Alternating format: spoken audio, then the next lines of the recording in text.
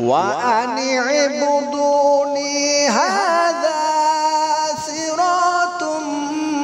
مستقيم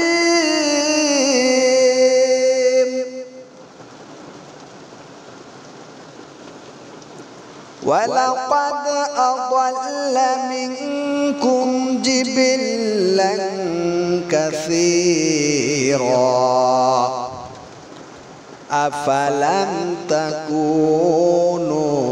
تعقلون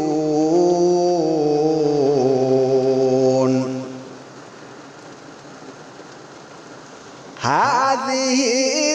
جهنم التي كنتم توعدون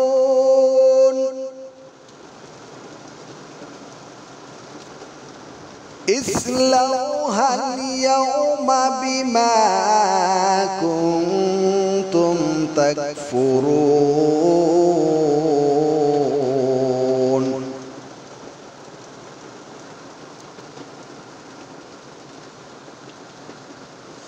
اليوم نختم على أفواههم وتكلمنا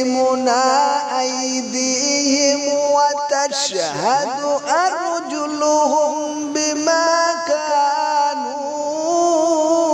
يكسبون